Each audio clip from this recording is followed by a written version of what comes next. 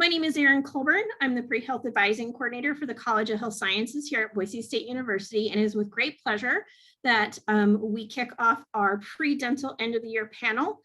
This is an annual event that we've been hosting for probably over 30 years, and it is an opportunity for you as students to get to know a couple of your peers who were successful in their application process. This is not limited to just the people who got accepted, just so you know, but we do try and handpick the students who we think will be able to share with you the best information possible.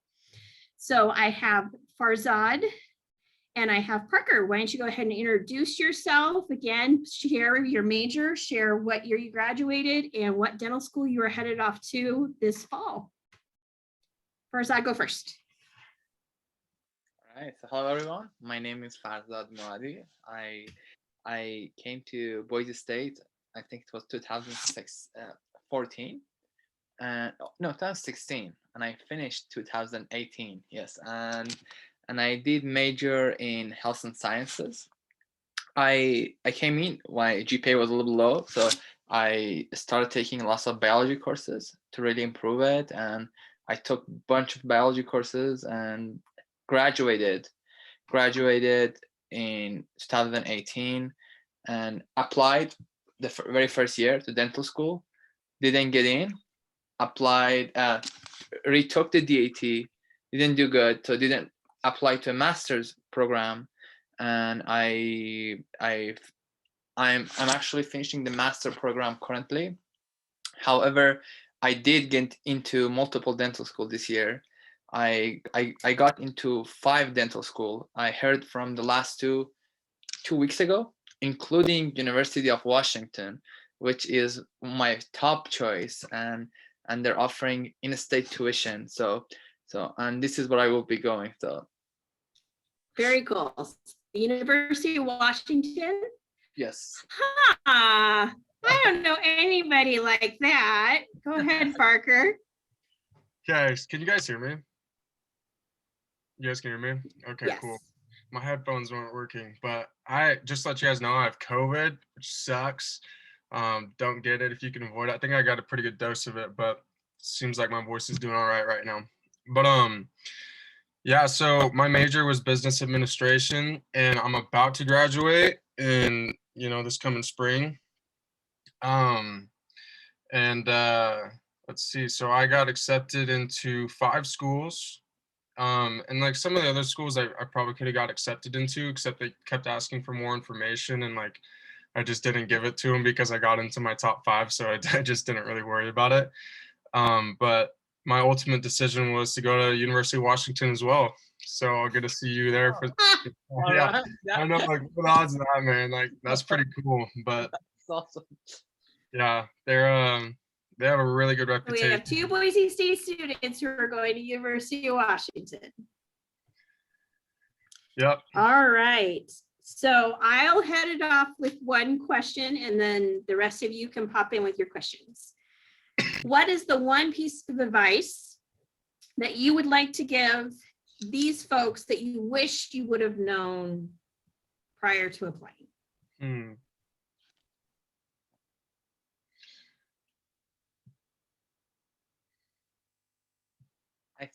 There are so many of them, but I think one of the things that I wish I knew to really like how long it actually takes and how much, like for me, I like applying, I didn't realize, like, oh my god, this thing, like there's a chance I might not get in this year, there's a chance I might not get in next year, and how much work goes into the application process. I mean, taking the DAT and getting everything is one thing, and then applying and then doing all those essays and all those application parts, and then the interviews are just 2 different stories. So for me, like, you really need to prepare for those things. Like, you need to really prepare for every interview. You really need to prepare for every application, because every school asks for different things. Why this school, why that, and you really need to have the time. Like, I couldn't, if I was working full time, I couldn't have done it probably. Like, there was so much to do. So you really need to make sure you're putting the time and you're preparing for that year. So Parker? Yeah, that's definitely really good stuff. It's a ton of work. There's all sorts of things that kind of pop up out of nowhere. Um, like just like the idea of like getting your transcripts sent over, like paying fees and whatnot, like just little things that I just didn't know I had to do, and then like start realizing like things start stacking up. So time management is essential. I mean, obviously you guys want to be early applicants, but and like I had a little bit of anxiety over that, and Aaron and I had a few conversations about that. I ended up applying in like mid-July, and that worked out great for me. So July is a great time to do it, but like for I'm sure most of you, like when you guys are applying, you'll probably get out of school, then have a little bit more free time to work on things and like get your DAT done and all that stuff. And there's so much to get done. Like just like writing your personal statement is going to take a ton of time because you guys are going to want to make it like perfect, because like there's so many things that they can just like nitpick and just throw your application out. So like the idea is like you don't want to give them a reason to get rid of you, kind of. So like you want to like have all your ducks in a row. So you want to spend a lot of time on that, a lot of time on like the extracurriculars, like because you write them down, different experiences and stuff, and then studying for the DAT, taking the DAT. Yeah, there's just a lot to it, so it's very time consuming. Time management's essential. Yeah, and Great. just to add to that, like also making sure your volunteer work's done. Because I went, because I what I really found out was that they don't want to see like bunch of volunteer hour like 6 months before, or bunch of shadowing hours 6 months before. So you really like you need to be thinking ahead, like, hey, like 1 year before, 2 year before, I'm doing all these volunteer hours, I'm getting all these, like I'm consistently doing them. It's not just before, right before my application I'm gonna go in. So that was something I hadn't done the very first time I applied, and I think it showed that, hey, like 1 year before, he did a bunch of shadowing, but he wasn't doing it 2-3 years before. So We have had Avery join us. And so Avery, why don't you tell us a little bit about yourself? We're just looking for what major you chose here at Boise State University, when you are or have graduated, and then which school did you end up being accepted to? Yeah, hi guys. Sorry I'm running a little bit late, but my name is Avery. I'm currently a senior here at Boise State, so I'll be graduating in a few weeks. My majors, I'm actually a double major in health science and pre-dental studies. I don't know if pre-dental studies is still like considered a major, but that's what I thought. And then this summer I'll be starting at Oregon Health and Sciences University in Portland. So yeah, I'm super excited to answer your guys' questions.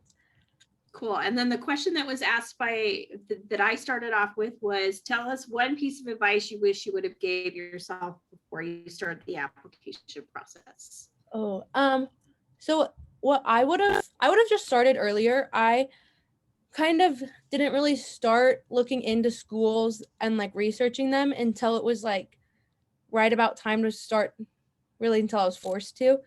So I remember even Aaron telling me to just like start, maybe look at like one school a week. I didn't do that. It was great advice, but I didn't do it. And just like kind of get what their requirements are and like what they're looking for, and just kind of start just like looking into it more, because I didn't do that. And then last summer, it was just like I was studying for the DAT. I was working on my application. I was trying to decide where to apply. And it was just like very overwhelming. So if you can kind of just like get ahead on that before you have to, then I'm sure that would have been really nice. All right. So I'm opening the floor. Any questions, students?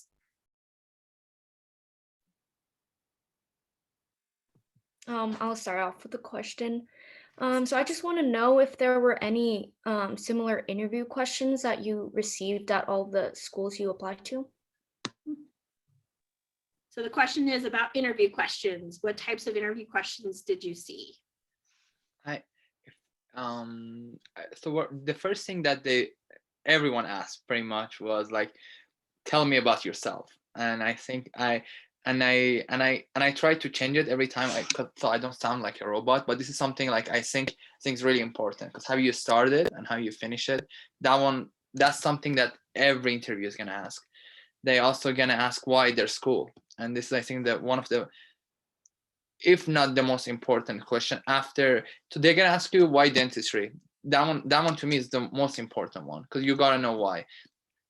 And it's basically your personal statement, but you say it in a different way. And the second question is gonna be, tell me about yourself. And they also want to know why you're applying to their school. And the other questions were random. It was mostly ethical questions. What would you do? What would you do here? What would you do there? And yeah, and they were just mainly looking for an honest answer that you put in some thought to it. So And then just to kind of build off of that, one tool that I use that really helped me to kind of prepare for my interviews was, if you go to studentdoctornetwork.com, you can like type in I don't know if you guys use this, but you can type in the school you'll be interviewing with, and a lot of students will like post what questions that they were asked, which kind of helped me prepare a little bit, just to like kind of not necessarily have like an exact answer, but just to like have some thought into it. And then also, I would recommend before your interviews to kind of do a little bit of research and see what kind of interview it's going to be.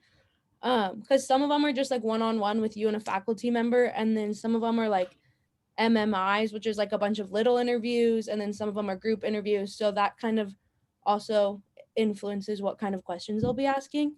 So just I would do some research on that going into it. Yeah, just to add to that, doctor network was huge because like pretty much for every school I used it for, and like always they were like the same questions from student doctor network. So like that was a huge help. The only school that was like kind of weird was actually University of Washington, because they only asked one question, and like they sent it in an email the night before, and then like when you met them in person, like when like the screen pops up, they're just like, all right, go, and then you just answer the questions. So the question was like, they asked me at least, was like, what is the biggest challenge you're gonna have while you're in dental school? So that's just kind of what they wanted to know. Other than that, like why dental was probably like the most popular question that I can remember, and just gotta have a good answer for that. To follow up with Amy's question, I wanted to ask you all how you might, besides studentdoctor.net, how else did you prepare for interviews? Did you do any mock interviewing? Did you reach out to the career services? What kinds of things did you do to prepare besides studentdoctor.net, which is a great resource with a grain of salt? I'll start. I spent a lot of time before the interview talking to myself, and so like honestly it was kind of like answering questions, but a lot of it was just like talking about myself, talking about all my experiences just out loud and just getting words flowing, and then to just like kind of like in my head put myself in a situation, like what type of question I get asked, and then like how I'd respond. So like that's like all I did, and it worked out pretty good for me. Okay. Yeah, a couple of things I did was so I get like very anxious in interviewing settings, and I know that about myself. So I actually got an interview coach. So he helped me out a lot with just like practice questions and just like tips. And a few of the tips he gave me was to do a lot of research on the school beforehand and kind of get to know like what they're looking for and like what their values are. And then after you do that, kind of go back and reread through I reread through my entire application before every single interview, and just kind of like picked out certain experiences and like certain like kind of anecdotes about myself that fit what I thought they were looking for based on their values and stuff. And just to have a few of those that, because once they start asking you questions, you'll find that you can use a lot of the same examples for different questions. Obviously not like the same example in the same interview, but if you just have a few stories and like examples just in the back of your mind, you can apply them to a lot of different questions. So that's just kind of what I did, and had a few just ready to go. That kind of helped with my anxiousness quite a bit. So what I did was at the beginning I started writing a bunch of paragraphs, and I tried memorizing them for each question, and it went really bad. Like I would forget, and I was getting really nervous. So then I realized I shouldn't do that. So what I did was like I started writing down the questions, and I would put just a single word, just to kind of remember what I want to say and what I want to talk about, and I started practicing with like anybody I can think of. Like just a family member, friend, and they kept asking me. And most of the struggle was, for me at least, was not to sound like a robot and to really like talk to that person. So it was just getting used to that. Hey, it's just a conversation. I don't have to say everything, and I don't have to keep trying to remember, oh, I didn't say that, I didn't say that. So as I practice more, I just got a lot more comfortable. So And to kind of piggyback off that, like I kind of mentioned earlier, some interviews are in like a group setting. So you're with like 5 or 10 other applicants in the same, and they're all asking the same questions. And you can tell the people who like have their answers memorized and they just sound like robots. And once I realized that really they're just looking for someone who is like relatable and has good communication skills, that's what they're looking for in the interview. So it's not so much about you listing off every single accomplishment you have in your app, because like that's in your application, they already know that about you. So just like kind of focusing more on just like being relatable and being personable and like those qualities that a dentist should have, I think is just as important as like showing off all your accomplishments. Other questions? These were great. Can be about anything. It can be about the interview process, the application process. Don't take my word for it. Ask these students. Go ahead, Another McKenna. question about the interviews is, did the schools like quiz you about like different aspects about their school? Like, should we memorize things that have to do with their school, or is that not necessary? I mean, I was told to do that. I was told to like study up about the school and like know about like their like what they care about and their I can't think of the word right now, like foundations and stuff like that. Mission statement. Yeah, mission statement, all that stuff. And like I looked into that for every single interview just to be like prepared for it. And not a single one of mine did. And I think I had 7 interviews. And so I mean, but it might be different, especially if it's in person and it's like a full day long interview. Whereas ours were just like, at least I think your guys' all were on Zoom and stuff. So like some of my interviews were 10 minutes and some of mine were like, I had like a 6-hour long interview with one of my schools. It's ridiculous how much it varied. It is looking like virtual happened this year for sure for interviews. But because they're trying to standardize it, I would probably say memorization isn't the word I would use, McKenna. I think it's important to be aware of the school you're applying to and know why you want to apply to them. I think that in secondaries, that's often a question. Why are you choosing our school to apply to? And if you don't have very much information about them, I think that's problematic. But maybe instead of memorizing everything, you pick something that's unique, so it's easy to remember it. To be like, oh, I remember, I saw on your website, da da da. I think that those play into it just as much. What do you think, Avery? Do you agree? Yeah, I agree with, it's not so much memorization. I would just say kind of become familiar with like what the school is about and like, I mean, yeah, kind of just their mission statement. And like I was kind of saying earlier, just to like kind of try to tailor yourself a little bit to what you think they're looking for is the strategy I used. But I wouldn't say you have to like memorize all these quick facts about them. But I just remember in my interviews, I would do all my research before and I'd write like a couple words about each one, because one of the first questions they asked in every single one of my interviews was why this school. So you want to have an answer to that. And then at the end, just like any other interview, they ask you if you have questions. So I always came up with questions that like kind of had to do with their program. And kind of like Erin was saying, I wouldn't be so scared about memorizing everything, just become familiar, because as much as they're testing you to see if you'd be a good fit, you also have to see if they'd be a good fit for you. So you just kind of have to try to relate to their program and stuff. Other questions? Great question, McKenna. Thank you. Yeah, I was wondering if any of you guys are like interested in specializing and how that's kind of factored into your preparation for dental school, if that is the case. Question is, are any of you specializing? And did that factor into your applications to dental school? Right. Basically, you don't start talking about it when you apply, and I don't think it's suggested that you do, because what I heard was that most dental school don't. They want you to be general dentist, right? Because there is very few people that do become special. Like I think it's only 10% of your class that get to specialize. So for me, I don't think I'm gonna specialize, but yeah, but I think this is something you need to worry about after getting to dental school. And this is something where you have to stay on top of your grade, your skills, and you get to try to see different specialties, because most school have every specialty on board, so you can actually see what you like and what you can get into. So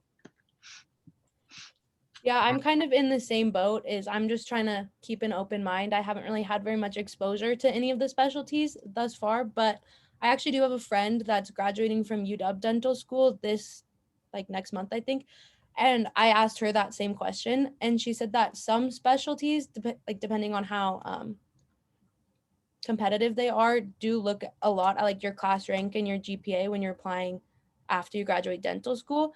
And she wants to do oral surgery, so she said that like she had to kind of keep on top of her grades all throughout because that's a super competitive one.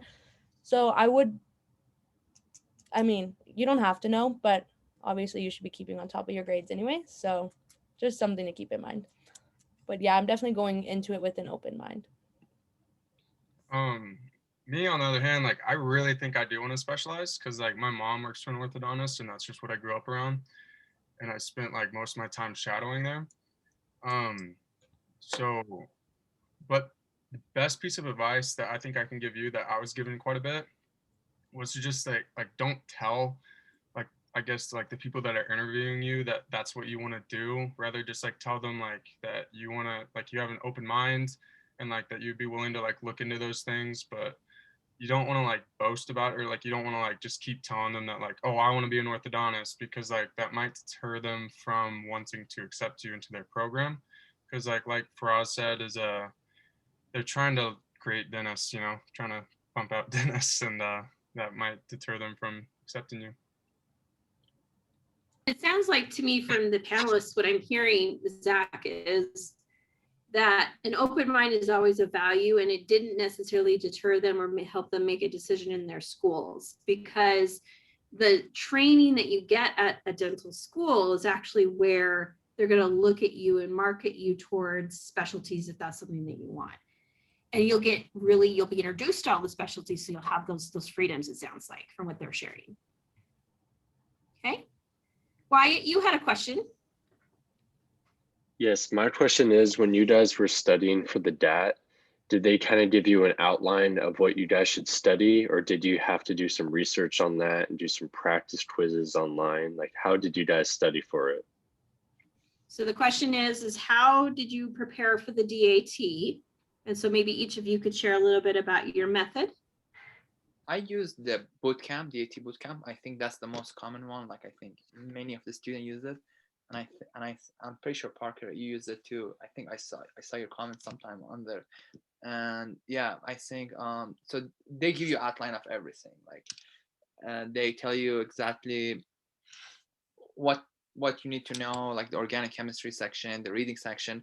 There are practice exams in that program, but the DAT is weird. Like I took it 3 times. Like you can study everything, but there is always going to be that question that like you have no idea and you just gotta like you just don't know.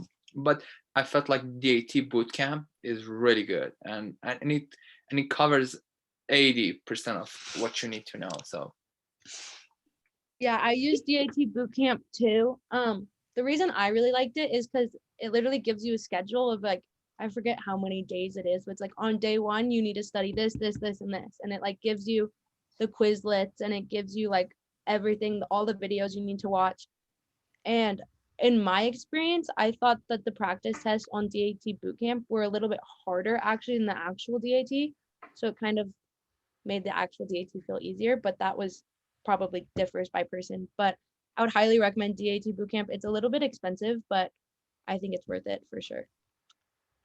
Yep, I would say that boot camp all the way. Like I spent, let's see, so I had 5 weeks or 4.5 or something to study for it. And like that was like, well, I was trying to do my personal statement and like other things. And like it was really nice to have that schedule at first. Like I followed it pretty well because it has like a day-by-day schedule to follow. And so like I followed it for like 22 days or something like that. And then I realized like I couldn't keep up with it, honestly. And so like I just kind of ventured out on my own. But then by that point, I knew like where I needed to like focus on, because they have all these like little quizzes and whatnot. And so like when you take a quiz, it'll give you like a projected score. And like I'd taken 2 bio classes my freshman year. So I was like really like lacking on bio. And I think I got like a 12 on my first bio test. And I was like, bro, like that just killed me. And so like then I realized, okay, I need to study bio like crazy, which is so vast. And I didn't take anatomy yet, so like it was a lot. But I ended up getting like a 20 on the real one in bio, and I think my highest that boot camp score in bio was a 19. So that's the thing, is like I think boot camp does a pretty good job at like projecting your scores, but typically you do a little bit better on the actual test than like your boot camp scores. I would also say, I believe boot camp is supposed to be 10 weeks. So you need to allocate 10 weeks for it and not be a crazy person like Parker and try to allocate 5 weeks. And it's a lot. Like, it's 10 weeks for a reason. I didn't really understand. I got lucky because I was studying for it last spring. So like all our classes were online and there was really nothing else happening in the world. So I literally spent probably like 5 or 6 hours a day studying from April, and I took it at the end of June. So that is something I didn't really expect to be doing, but just a heads up, it's like a lot. It's a full-time job. Mm-hmm. But if you allocate the time and you schedule it, you'll do well. And all 3 of these individuals did. They did do well in their own words. They did it in their own way. And you are all individuals. I know there's a couple of people who got accepted this year that did Kaplan instead of DAT boot camp. I don't think there's an exact science to the DAT. I think you have to find the thing that makes the most sense to you. You need a schedule. If you are not good at scheduling your own stuff, DAT bootcamp can be that assistance to you. So if you need structure, that can be a way to do it. And it's an investment, right? You're investing in your dreams and your aspirations in this profession. And so investing in some kind of tool to support you can be hugely beneficial in your success. But the key things I want you all to hear that they said was, gosh, they needed to give themselves time. And they needed to practice, right? Probably the practice exams were what won the race. Would you all agree? The more practice you did, the more you felt comfortable in your own shoes. Yes, and reviews. Like I went Reviews. the whole thing 3 times before my exam, because by the time you get to the end, you forget the beginning, and you really have to go back and really memorize. And I think one of the most effective things was that, like really like 1 month out before your exam, like really review. Make sure you're just reviewing everything and getting fast answering questions like PAT and reading and those things. And the other big thing that I struggled with is the timing of it all. The whole thing's timed. So you have like this, I forget the exact timing, but it's like you have this many minutes on the general chemistry, this many minutes on whatever. And that's, I think, where the practice tests were super helpful in just getting the timing down, because you can know everything on the test, but if you can't do it quick enough, then it's not really beneficial. Something else that's really good about that boot camp is they have an app, and I use that app all the time, because like it'd be like, you know, like you can only sit in your chair and study for so long. And it was during like the COVID lockdown, so like I was at like my desk in my house like all day every day, and it sucked. So like there actually was a gym open, so I was like going to the gym, and like I would just like go through flashcards at the gym from the DAT bootcamp app, and then I'd also practice like PAT, like going to the bathroom if I right before bed. Like it was just all the time. It was just a constant grind. And like so like if I wasn't on my computer, like I was trying to be on the app, and just like that would be like my like filler time, was just like hitting flashcards or something like that. And I think that was hugely beneficial. Yeah, and to kind of piggyback off that too, you can just find like little weird ways to fill your time productively. Like I remember I went on a few road trips when I was supposed to be studying, and I would like download podcasts of topics that I knew that I was struggling with. So like I listened to like a 4-hour podcast on photosynthesis once. Like it's not ideal and it doesn't sound fun, but you can find little ways to kind of switch up your study routine that's still beneficial.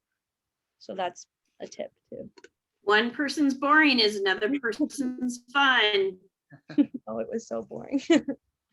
Especially photosynthesis. That So there's games too. There's PAT games that you can play where you're like trying to like learn how to be in that perceptive world. There's puzzle games where you can build puzzles and different things so you can see kind of how things fit together and how you could visualize them. There's a lot of apps out there that you can get, and some of them are even free. So those are things that you can supplement. And what I hear the team saying, the panelists saying is that they didn't do just one thing. They did a couple of different things within their time frame to help support them, and they were using their time wisely. The brain only works for 50 minutes, and then it goes poof, and you either lose everything you learned in that first 50 minutes, so you can gain the next 50, or you just end up not gaining anything new. So you need your brain to have a shift. So maybe you do 50-minute increment of something and you walk away and you go and you shift gears to a new subject, or you shift gears to a new task or a new location or anything. Just that one little shift allows your brain to catalog what it needs so that you can move to the next thing. And so your brain shifts back and forth. But if you sit there and you study something for 4 hours, you're probably not going to remember what you learned in those 4 hours. So think about how your brain actually truly works and use that to your benefit. All great. Great question, Wyatt. What else do we got? Those are the only questions you have. Who do you guys have peer review your personal statement? So the question is, did you have peers review your personal statement? I had everybody that was willing to read my personal statement. I had all my family read it. I had my friends read it. All my professors that I had write me a letter of recommendation, they all read it. I said I had an interview coach. He read it, like as many people as you can get to read it. I would definitely recommend that, because what makes sense to you might not make sense to a reader, or I mean, it doesn't hurt to have the more people read it. So I would have as many people as possible. what I did was I had my family members read it, like my brother, my mom, my sister. They all read it, and I also sent it to Mrs. Colburn. She read it multiple times, and she wrote a bunch of comments like fix that, or say that, or don't say that, and I think that made a huge difference. And I kept thinking about it. Like when she would tell me like, hey, this needs to be changed, or this is something to think of. Like I kept thinking about what do I want to tell them, because you only have one page, and really condensing it. So personal statement took the longest time. I thought I'm gonna sit down for like 1 day or 2 days and finish it, but it took at least 3 weeks for me to finish. So that thing needs lots of time and lots of investment. And again, the more people read it, the better it is. So make sure there is no grammatical error in it, because that's the worst. Yeah, You don't want to spell dentist wrong. No, you don't. I spent a lot of time on mine too. I didn't really have anybody read it besides myself. Like I would read it just over and over and over and like really try to make sense of it and like try to find a flow. And I ended up, the one person I did have read it for like content wise was pretty much my mentor, which was my mom's Boston orthodontist. And like just because I knew that he really understood like what it takes to get into a dental school, he he went through and made sure like all my verbiage was correct, and like even changed a few of the things that I had said to make it sound even a little bit more smart, like on the vernacular of like the dentistry words and all that stuff, And then after that, I used my high school English teacher, and like because I just had like a good relationship with her, and she made it pretty much like helped me make it perfect grammatically, like made sure that everything was perfect. And I was a little bit over characters, and like I didn't want to take anything out, because like once you like get like a solid personal statement, like every piece of content is like your baby. Like you can't take it out on your own. So like you have to have other people like help you like take stuff out. And so like she helped me do that, and she helped me like, you know, condense sentences and like making things make more sense. But so I pretty much had two people read it, which was like the orthodontist and then my high school English teacher. So what it sounds like we're hearing from the panelists is that it is helpful to have other people read it, because then they have a different set of eyes on it. And you might want to be thoughtful about who you pick, because I think Farzad trusts his family really, really well. But I won't lie to you, my mom should not read my personal statement because she thinks I'm beautiful and I'm wonderful, and she'll never point out when I'm saying something incorrect. But that's me, knowing what my mom will do for me. I am your own other mom, but I'm not going to do that. As far as I could probably tell you, I'm not mean, but I want it to be your best work. I want it to be every essence of who you are. And so if you come to me with your personal statement, which you can, and Shannon's in the room too, and she's more than happy to read them as well, it's a second set of eyes. It's a second opportunity to say, okay, what was I trying to say and how am I saying it? And am I doing that well? And we're here all summer to do that. If you're applying this summer or next summer, we're going to be here to help support you in that process. It's great to have multiple people read it, but I think that I always tell students to caution themselves about who. Be wise about your choices, because sometimes you get feedback back that isn't really useful. But it sounds like to me the panelists had good choices in regards to who they had read it. Great question, McKenna. Others, we talked about the personal statement. What about experiences? How did that go? Tell us about that. What was it like writing about your experiences? Some of the advice that I got when writing your experiences, something like that they kept saying was like, show, don't tell. So like you want to like show them what you did, I guess. It's kind of hard to explain, but like when you're writing your experience, you briefly explain it, but then like something that you really want to add in there is like, tell them how it's going to make you a solid dental applicant. Like why does it make you stand out? Like how did that impact your life? Like maybe like that last one or two sentences, like because you really don't get much to write about it. Like you want to say something like, you know, and like this helped me become a better person because of this, and like I don't know, just something like that. Like you want to explain like why it made you who you are. Yeah, and I would say focus more. I thought writing about my experiences was the worst part of my application, just because you get like 200 words, like it's so short, and 700 characters with spaces. Characters, not words, but like very short. And so I just kind of focused on explaining what I learned from each experience, not so much like what I did. So like one example was I was a tour guide here. So instead of being like, I led prospective students on campus tours, I would say something like, this helped me with my public speaking and communication skills, and it taught me how to lead a group of students and stuff like that that can be related back to a successful dentist, I think is important. And that's what they'd rather see than just like I did A, B, and C. I also want to add something like to it. I think one of the things that I did was that just make sure like it doesn't sound really boring, because these guys like they read 1,000 and 1,000, like they have to read so much.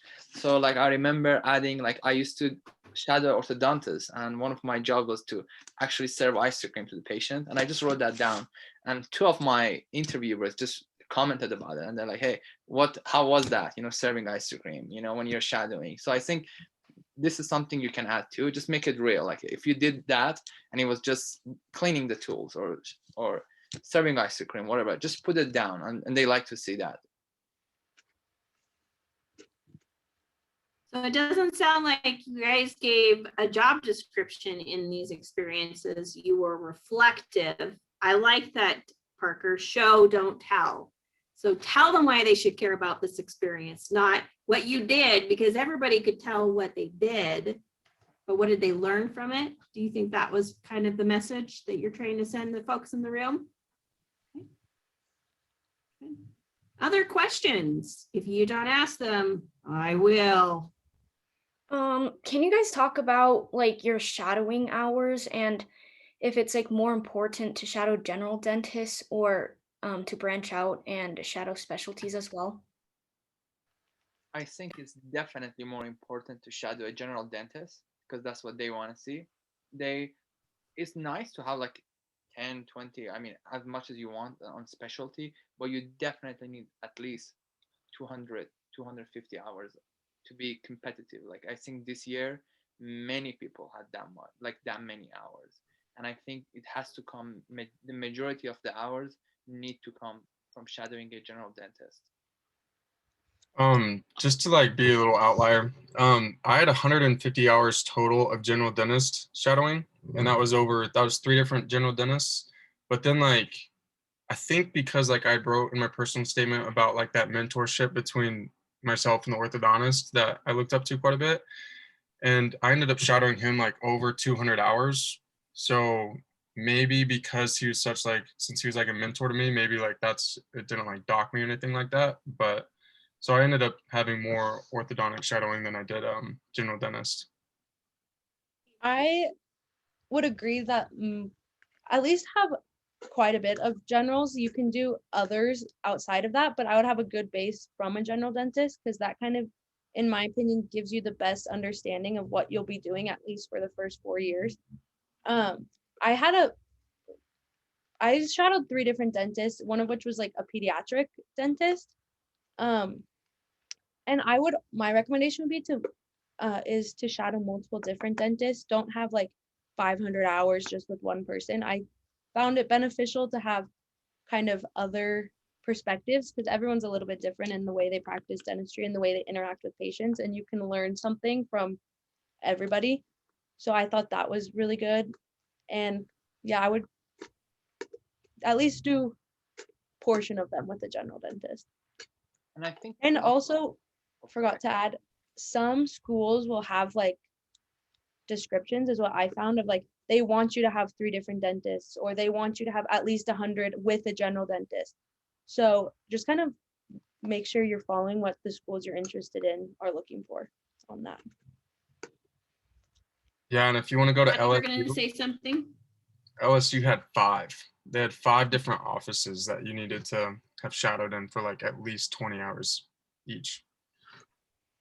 Farzad, were you going to say something? Yeah, I was going to add, like, it's really important. For example, if your application is based on community service, like think about that. Like, if you're applying to a school that is very community served, like that school is all about serving the community, make sure you are shadowing a dentist who is working in a low-income place, or a dentist that is working in a rural area. I think that made a huge difference in my application because schools want to see that.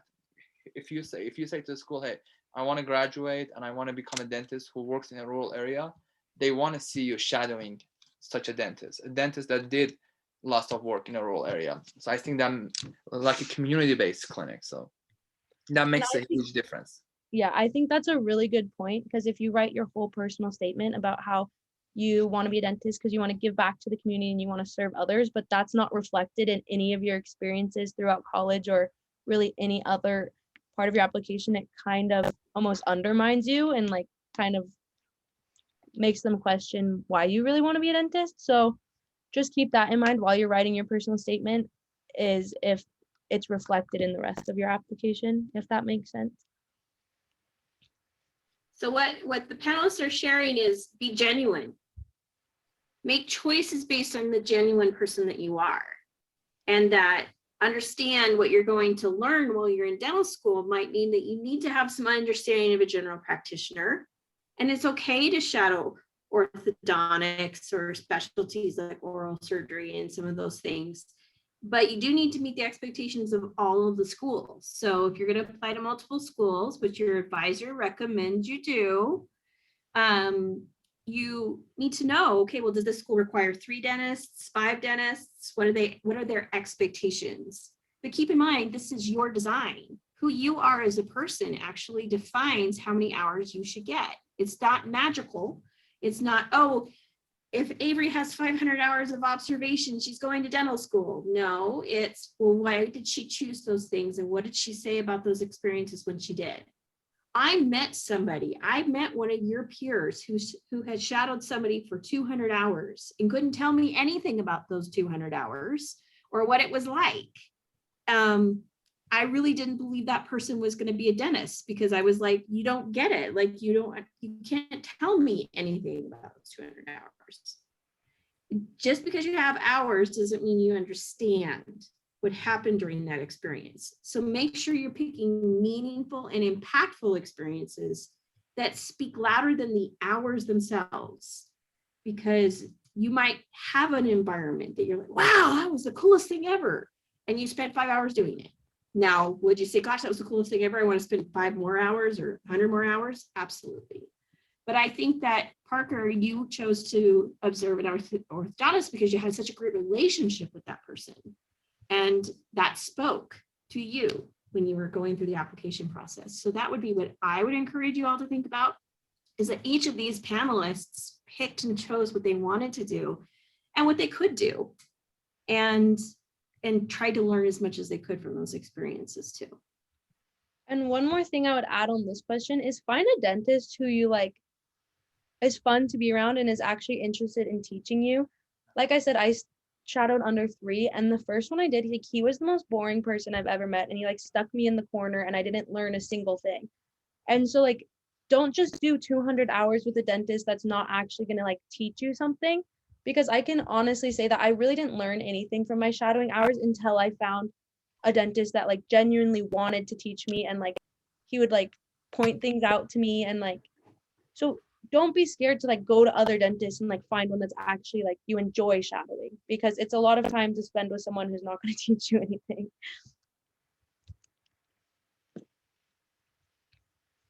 Other questions? This kind of relates to job shadowing. So were you guys like writing things down, just strictly observing, or like what kind of, how do you keep the information that they're giving to you? I didn't write anything down really. Where I mostly I try to communicate with him, because you also need a letter of recommendation from a dentist.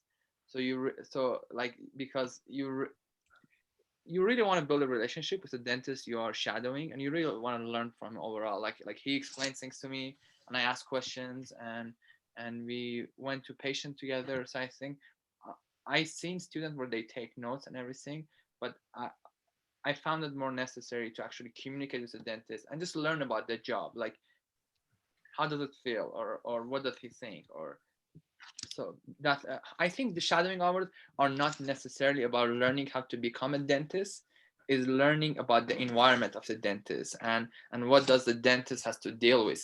So the schools want to see you, hey, can you sit down for like 6-7 hours, treat patients?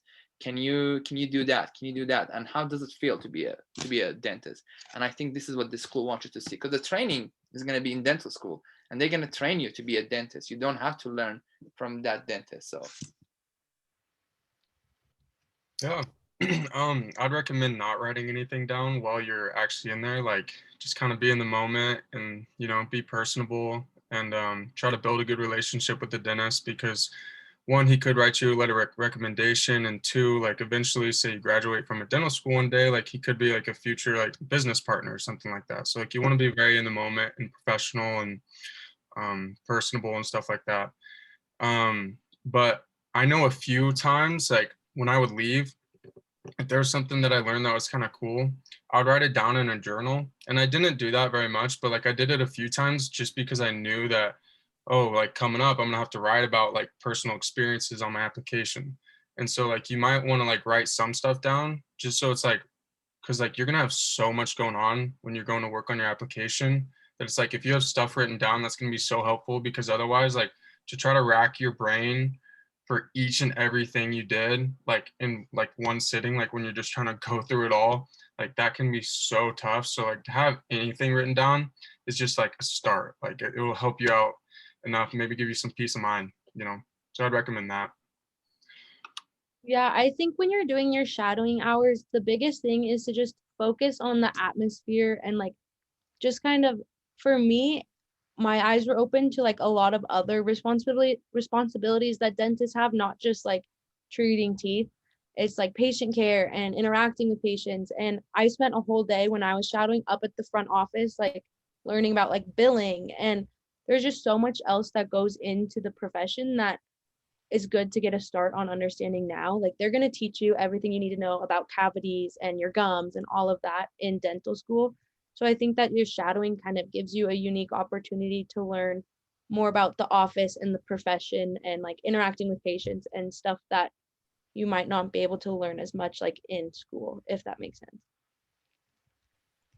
Some of the students I've worked with have done a rudimentary activity log. They haven't done it during the actual activity, but after the activity, they quickly sit down and they go, okay, how many hours did I get and who was I with? And maybe a couple adjectives that help them remember what it was like in that environment during that setting. And then maybe after a month of maybe doing the shadowing experience, go back and do a reflection. Like, okay, what are the key things that I've learned so far? Is this experience of value to me, or do I need to move on to the next one? So it's kind of like an activity log / reflection log. So like maybe it's that once a week you're writing out your activities and you're pulling those adjectives that help you describe it, so that when you come back to it a year later as a sophomore, you can go, oh yeah, I remember this. And when you get ready to apply, you're not going scrounging around trying to find all the things you've been up to, right? We have like an activity log, and then on the side of it, maybe a more broader reflection of, okay, this is what I'm getting out of it. Because I do think it's important to check yourself and make sure that you're in the right place. Avery mentioned the first dentist she shadowed was terrible, and she wasn't getting anything out of it. And so she probably reflected about that and said, this is really not the thing for me. I'm a little concerned. And so when she found someone who was willing to teach her, those reflections probably came more readily available. So I think that can be an easy way if you're one of those people that just wants to kind of have some notes of, gosh, you know, this is what I've been up to. But I think the take home for me from hearing from all three panelists is it's not so much about the hours, because it's kind of, you're never going to overextend yourself and say, I did 1,000 hours when you really didn't do 1,000 hours. You're going to say, I did this many hours, and you're going to be able to attribute what you learned from that experience if you go in with both feet in, saying that's what I want to do is learn. So again, it goes back to that choosing wisely and doing that. But I think you can, I've had a couple of people do the activity log / reflection log, and it's been useful. I think you should journal about your life every week, but that's because it's easier to write about it if you do that. That's just me being weird. Other questions? Great question, Zach. Nobody wants to ask the big question. Ooh. How many schools did you each apply to? I was very worried about getting into school, so I think I applied to like 18. That's like definitely on the higher end, I think.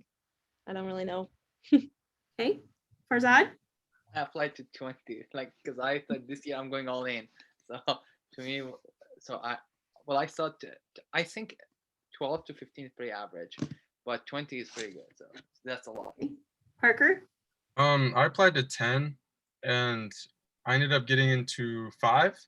And like, what was interesting is I got rejected from like my safe schools. So like, there's like 2 or 3 schools, because I applied before, like I applied to all my schools before I took the DAT. So I had like 3 safe schools on there that was like, oh, if I get a bad DAT score, like maybe I can get in here. And all 3 of those schools rejected me. So like, I don't really understand that, but like maybe like they just knew that I wouldn't go there. I don't understand, but yeah. Me too. I like the safe school rejected me right away somehow. Like I got my first rejection from the school. I'm like, oh no, I'm gonna get into this. Yeah. You never know. Like don't count on those.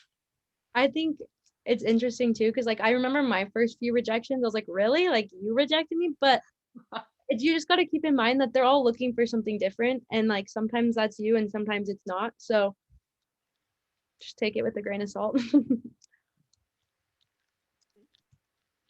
And apply everywhere, I would say. Like don't just apply around your area. Like just apply everywhere, because really the way it works is really weird, because some schools do go by, okay, we need someone from this area, we need, okay, or we need someone, especially when they're looking at the wait list, they start pulling from the places they want. So I think if you have applied everywhere and you're willing to go everywhere, I think it helps you a lot. So don't just apply.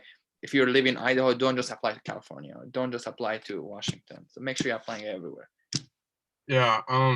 Something that you guys want to keep in mind is you got to be smart about where you apply, to the sense of you want to use the ADEA School Explorer, which costs like $20, and Erin will hammer that. She did for me. It was a huge help. And like every single school that you're thinking about, go and look at everything. It'll tell you like demographics, like DAT scores, GPAs of like who got in and whatnot. And like you might notice that, you know, like, let's see, some schools will only accept like from like neighboring states. So like you're like, oh, I don't want to waste my money applying there. And like some schools will like accept from all over the country, and some schools will only accept from in the state. So like you got to keep those things in mind. And then also like GPAs. So like wherever your GPA is at, like you'll be able to see like who they accept and whatnot. So really helpful tool. Yeah, also being from Idaho, like out of state, most schools don't prefer out of state students. Like they prefer in-state students. And it says on there like which school actually prefers in-state or which school doesn't care. So like if you see a school, they have 180 students, but they had only 2 out of state, like I would not suggest applying to that school, because the chances are very low. So anything more than 40, 30 out of state, I think is a good school to apply to. And one thing Yeah. I keep in mind is I went into it with kind of the idea that I would be happy living anywhere, which is a good mindset to have when you're going in. But I remember the first school I got into was in Florida, and like I was like happy that I got in, but I was like, oh my God, I have to move to Florida. And I really was not excited about moving to Florida. So like just keep that in mind. Like it is good to be open to moving anywhere, but also it's like when it comes down to it, is that actually somewhere where you do want to live and you do think you'll be like happy and successful there? Because that is kind of something I experienced with Florida. That's funny, because I felt the same thing, because on 15th I got to Louisville first, and I'm like, wait a second, now I have to go to Kentucky and I've never been there.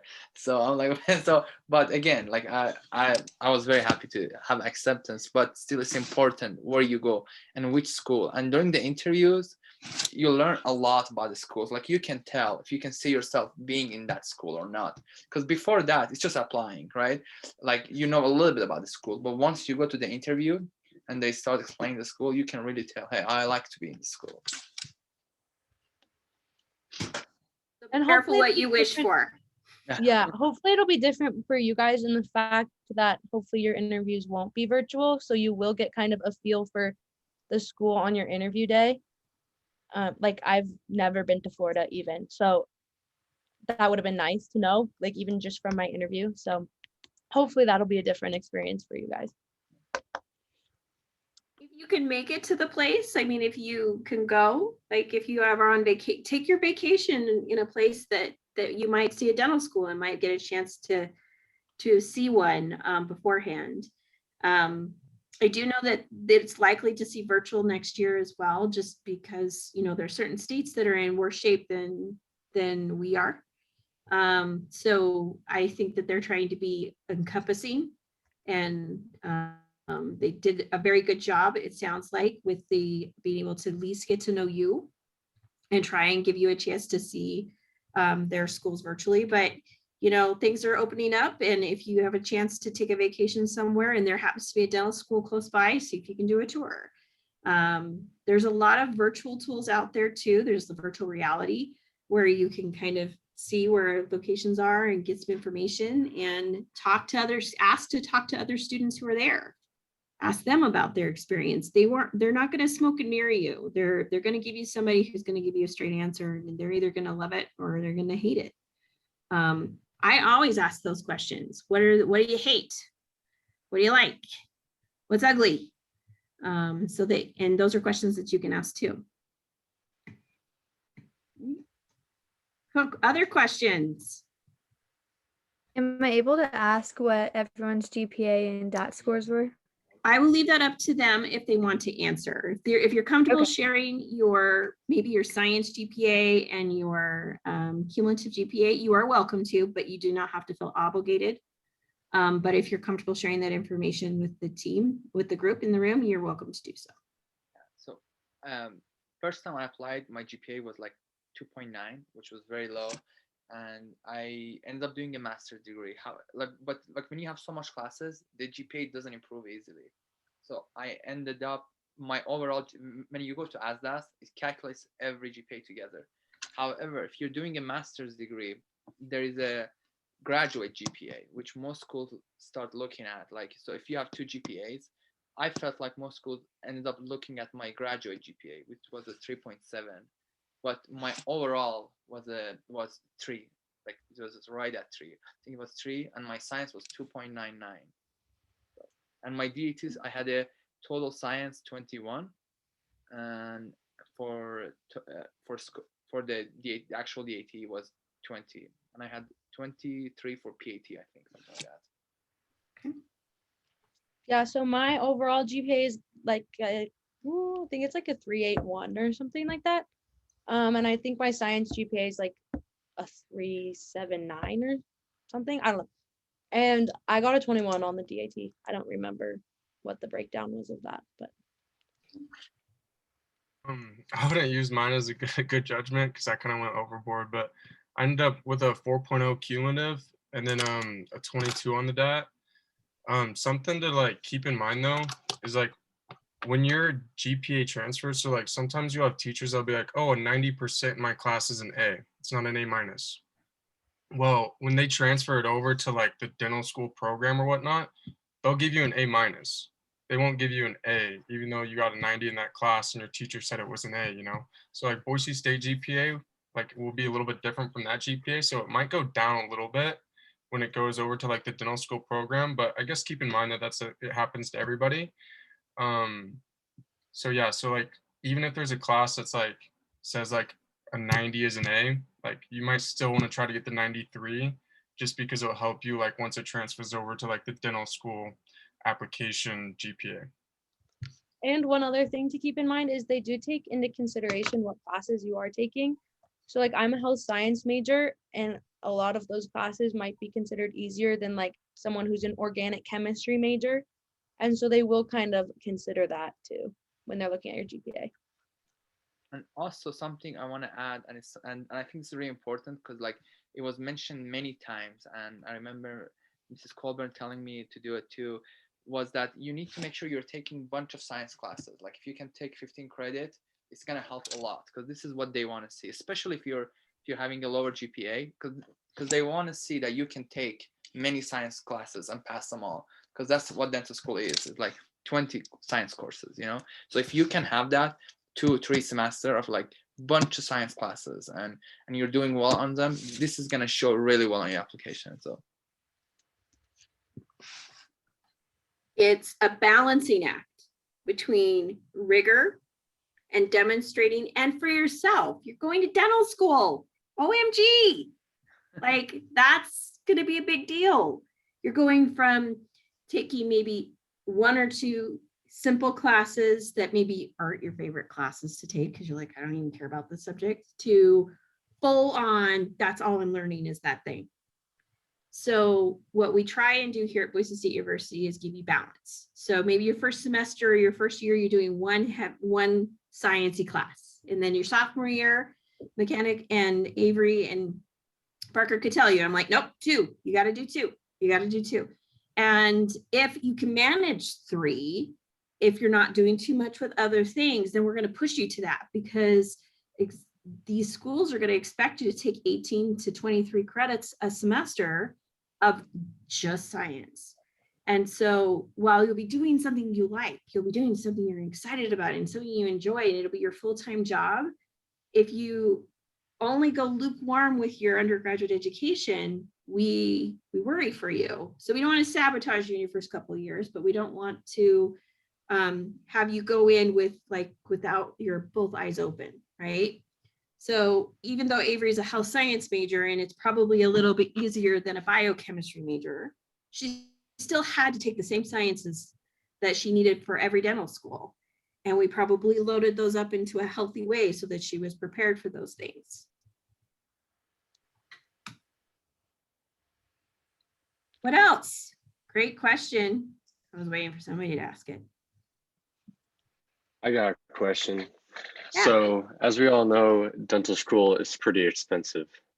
So, Mhm. for schools like UW and OHSU, do they provide you guys with good scholarships or good financial aid for you guys? Because I know Zach and I are doing ROTC in hopes that the military can kind of help us out.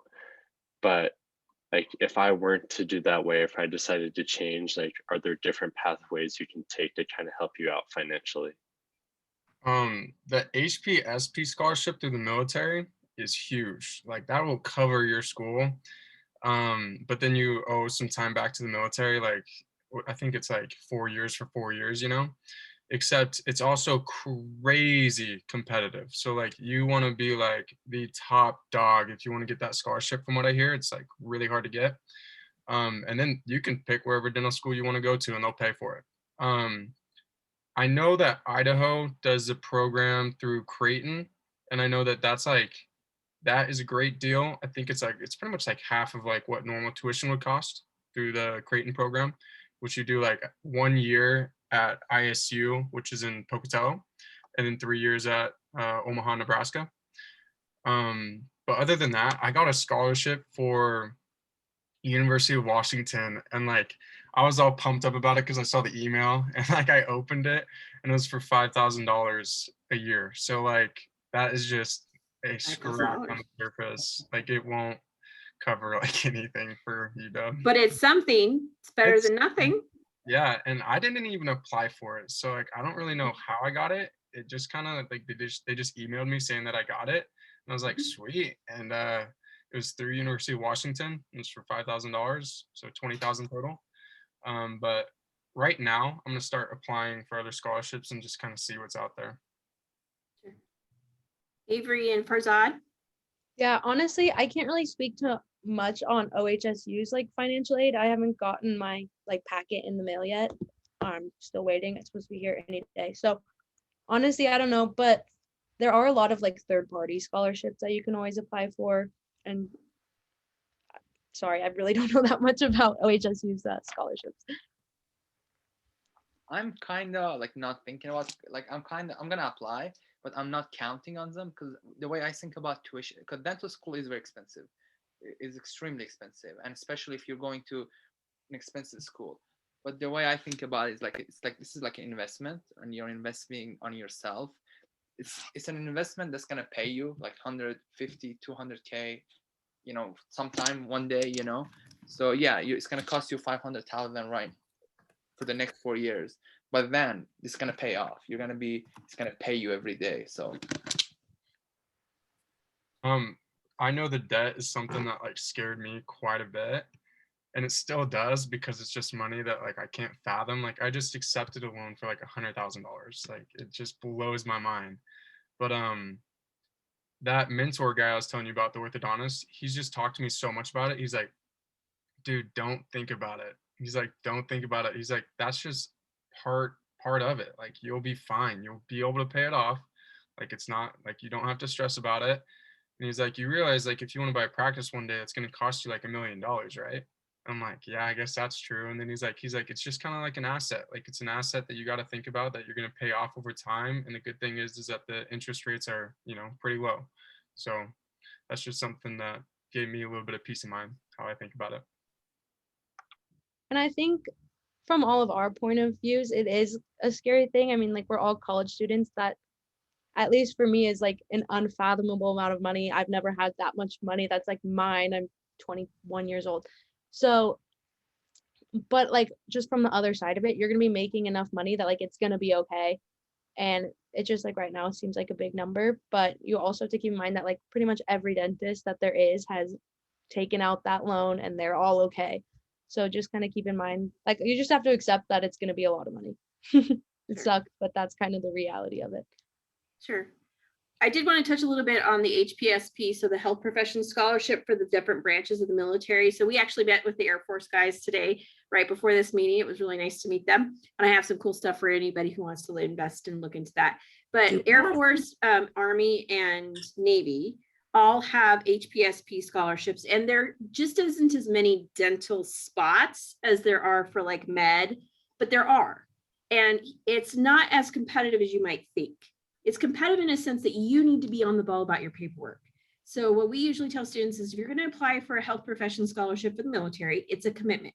So you have to ask yourself, am I involved and interested in that kind of a commitment? But here's the deal.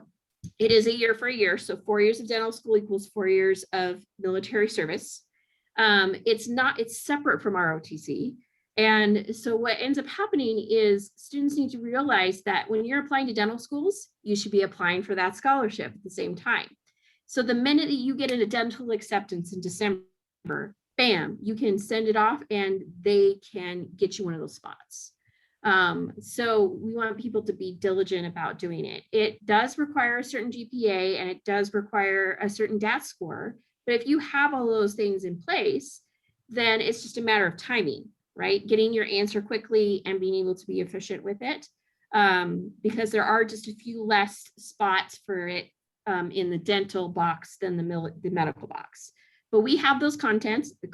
We have all three. We have Army contacts, Navy contacts, and Air Force contacts. And so you can be having those conversations early. Absolutely. I think the biggest part is the physical. People don't realize the physical, and being a citizen is important too. So it's not as competitive as dental school is. That's really what they're looking for. Do you have a dental acceptance in your hand? And do you meet their physical criteria? Absolutely, you could get one. It's just there's not as many spots. And so I think that being diligent about being early in your application process to them is key. So if they have that conversation, they'll do everything in their power. And what's really cool and unique about dental is they have 3rd year, 2nd year, and 1st year scholarships through the Air Force. So like you could get into dental school and not get one the 1st year, but you could get a 3rd year where you only have 3 years of commitment to pay back. Does that make sense? There are scholarships depending on schools. So, I mean, what ends up happening is what happened to Parker. So Parker probably applied it early enough that they considered him in the scholarship pool for UW. And so it just really depends on the school. A lot of the private schools probably have a few more scholarships, but they may be more money than your state schools. So you kind of have to evaluate that out. But it is an investment. I fully agree with that. I think it's an investment in your education. And if you talk to Dr. Blaisdell, for example, he points out that, gosh, you end up being very cost effective. He feels very confident where he is and where he's practicing that he can pay off his student loans. So I do think that it's very plausible. So, but thank you for all three of you sharing your perspective on it. I think that's important. But I do want to clarify, it's competitive, yes, because there's just a few spots, but it's not competitive by your GPA or your DAT. It's based off of when you get your stuff in. That's what plays into it. Yeah. Last thing, if you're interested in it, you should really start looking into it like right now, because I know like there's like things that will come up that like might throw you off a little bit to see if you're even eligible for it. Because I had one buddy that was looking into it and he had ADHD in the past, and so he had an Adderall prescription, and they wouldn't let him. They said nope, like we're not taking you with that stuff. Right. So that's something to keep in mind. Also, like I think he said like he needed like a year or 2 years like without that prescription, and like he'd need like an extra note saying that he was like fine to like do his thing.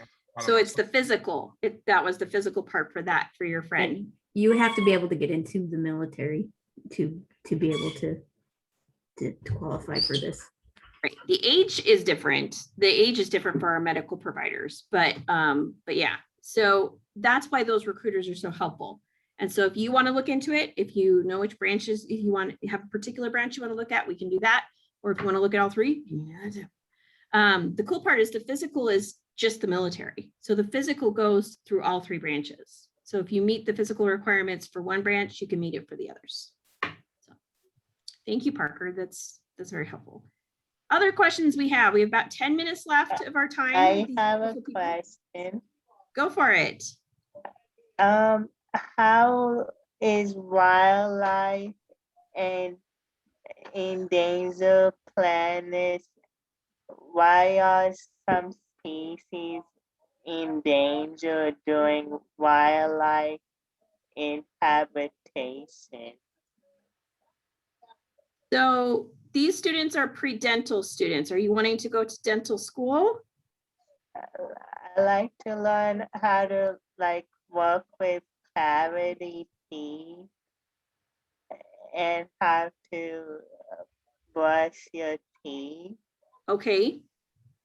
So are you looking at dental hygiene or dentistry, like being a dentist? Like how to become a dentist, like how Okay. people help them how to take cavity out of their teeth. Okay. So your question was what for these students? So these 3 students who are on the panel are accepted to dental school and they're going off to dental school. So your question is related to, could you repeat your question? My question is, why do some people have cavity in their mouth? They need to brush twice a day during morning and night. Okay. So the question that's being asked is, why do we have to brush our teeth and how do we get cavities? And how we get cavities? Yeah, I think Okay. that's a good question, because like some people do brush twice, 3 times, and they still get bunch of cavities. Being me, you know, like I take care of my teeth very well, but I still have cavities. And I think funny thing was that as I was doing my interview, one of the interviews was a researcher, and he asked me, hey, what kind of research do you like? And I asked him, hey, I like to know like what causes most of the cavities and why do some people get loss of cavities? And he said, hey, this is my research subject. And what he was finding was that genetic, it goes back to genetic. Like some people are very prone to cavities. So it's a great answer. My dentist has also shared with me that when you're married and you have kissy face with your husband, he gives you cavities because he's sharing germs with you. So that could be another reason why you get cavities, because I never had cavities, never had cavities ever. And then I got married and I started having cavities and I couldn't explain it. Did any of your dentists that you shadowed, Parker and Avery, talk a little bit about age? So as you get older, you might be more susceptible to cavities? I haven't really heard anything about age, but just kind of bouncing off what Farzad said was a lot of it, I think, has to do with like what bacteria are in your mouth and like your kind of microbiome of your mouth. And then also like I have super deep like grooves in my back molars and that makes it hard to brush. So I'm super prone to cavities, even if I do brush twice a day. But just there's a lot of factors like that, I think. also, if you had braces, like braces really ruin your gums. Like you get like if you like me, I had braces and I had really bad teeth. So after braces, you become a lot more prone to cavities because it's just that's how it goes. So something I saw when I was shadowing a lot is that you'll have people come in and talk about how great they are at brushing, but they'll have cavities, and a lot of times they'll be in between their teeth because they're not great at flossing. A lot of people have food traps, which is just little spaces in their teeth where food gets stuck. And if you're not cleaning those out with floss all the time and you're really good about it, then like eventually like bacteria is going to sit there and multiply and start eating into the enamel of your teeth. And then next thing you know, you have a cavity. So something you want to make sure and do is keep flossing. My dentist knows I don't floss. He's like, that is your number one problem, Erin. And I said, no, I don't. Did that answer your question? It's nice to have like a nice smile when you're brushing your teeth. It is. I think that's half the battle, is having a smile that you feel proud to have, right? Oh, right. Well, I don't know about you, but when I smile and I like my teeth, I'm a little bit happier. I feel really happy inside. What other questions do we have in the room? Thank you so much, Rishi. Thank you. Any other questions for our panelists? I have one real quick. What are you guys like personally excited for about dental school? I say, well, I'm excited to finally like be in dental school and after the 4 year be able to work. But yeah, I think it's that, like, because you work so much during undergrad thinking about, okay, when am I gonna learn about dentistry? Like, cause like I remember my last 4 year, that's all I thought about. Like, I want to learn about dentistry. I think that's gonna be fun to finally be able to actually work with the handpiece, and that's actually what I'm mostly interested about. So like working with handpieces and just getting to do things. So Yeah, I would agree with that. I feel like everything up to this point has been not so much about teeth, just kind of like your basis, like science background. So I'm excited to like actually start learning about dentistry, and I'm super excited to start like working with patients. That's, I've known that I wanted to be a dentist since like I was 15. So I think it's going to be exciting to like actually get to see patients' transformations and like get to know them and build relationships with them, because that's a big part of why I want to be a dentist. I think like the biggest thing for me, I'm excited about a lot of different things. It's exciting to like learn, like when the curriculum you're actually studying is something that like you're going to be a professional at. So like that makes it more exciting, rather than, yeah, all sorts of just random classes you take in your undergrad. But I think like the thing I'm most excited about is I was born and raised here. So I'm really excited to like kind of get out of here and, go try something new out, live in Seattle for 4 years. Like, I'm not really a big city guy, but I think I can make the most out of it and then probably come back. But yeah, I'm excited for it.